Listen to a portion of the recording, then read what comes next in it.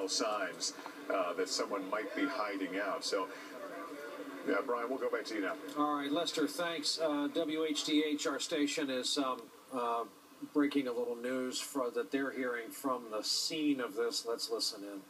And a successful, Dan, you said a successful recovery, which we would imply that they have this 19-year-old bombing suspect in custody and he's alive. Well, I don't know about that assumption. I think you've got the guy recovered with no injury. Yeah. And whether I'm going to see if they may throw me back here by this position, but is he alive? No telling. No telling. Dan, you're watching from there. Cooper's on the other side talking to his sources. He may be able to add to what you've said. Steve, what do you know? Okay, he's alive. He's alive. He's in custody and he's alive, and they've asked for a medic to the scene. Okay, suspect number 2, alive.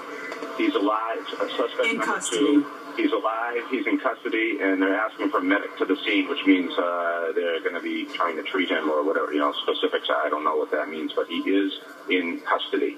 Excellent. Well, that's the best news. 8:42 on Friday night. Is it over, Rob? Is it all over? Just listening to Steve talk. It's all over.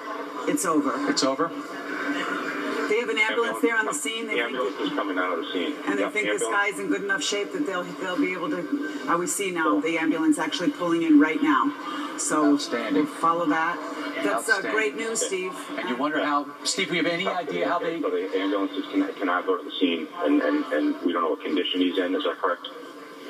Okay, thanks. Okay, just to recap from the scene, according to my source, the suspect is in custody. He is alive.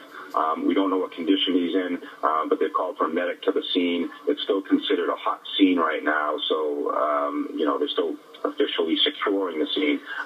But that would go along with what Dan was saying with that light applause that he may have heard from his vantage point.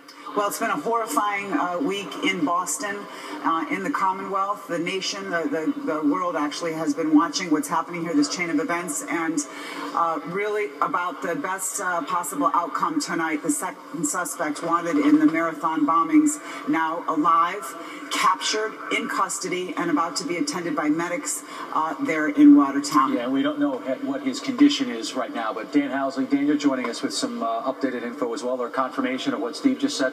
That's right. State police giving me a strong head shake when I asked if he was alive.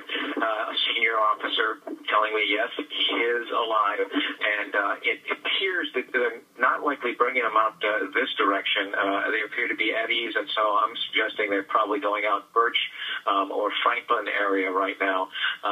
But everybody is standing down, satisfied. A few of the officers taking pictures to commemorate the moment of this successful end.